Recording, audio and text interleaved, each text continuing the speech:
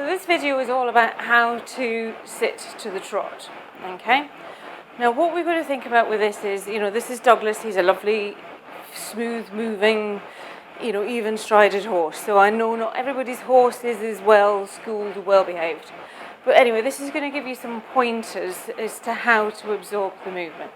So a lot of people, when they go into trot, and especially when they go into sitting trot, this happens. Can you see I'm getting air under my bum and I can feel myself bounce, bounce, bounce, bounce, bounce. Okay? So what's happened is I've stepped into my stirrups.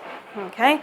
So my leg has gone pretty rigid and my leg has gone forward, and then what that then happens is my hip flexors kick in. Because my lower leg is forward, I'm trying to balance and keep my centre of gravity, so I've come forward as well to match where my foot is, okay?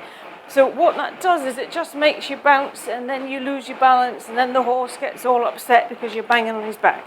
So simple things to think about is you've got to have a spring in your ankle, your knee, your hip, and your lower back. Okay, so if you just think, okay, right, I've got my knees facing forward, my foot is just level, because again, if I push my heels down, bump, bump, bump, everything's going pear-shaped. So there's a whole video on heels down.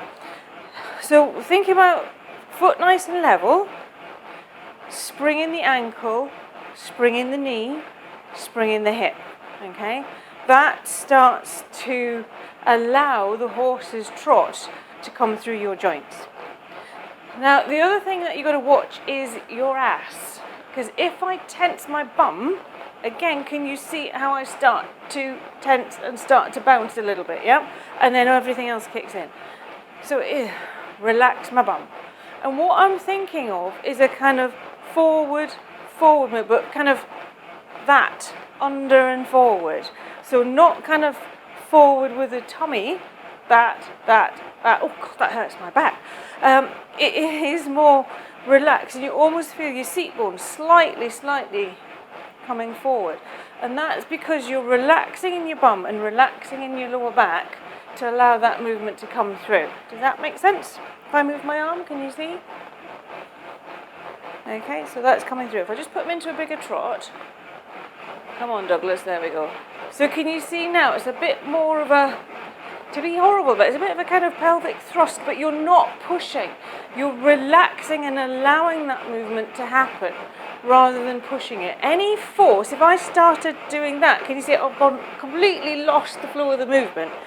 Whereas if I relax and just let my legs soften, let my bum soften, let my lower back soften, and just let that movement come through, I can sit to the trot. So, springs in your legs, no stepping on the stirrup. If you step on the stirrup, your leg goes tense, and everything bounces. So, there you go. Nice relaxed foot, nice and level, springs in your ankle, springs in your knee, springs in your hip, relax your ass, allow the movement to come through. Just think, I'm not leading with my tummy button, I'm leading with my pubic bone. Yay!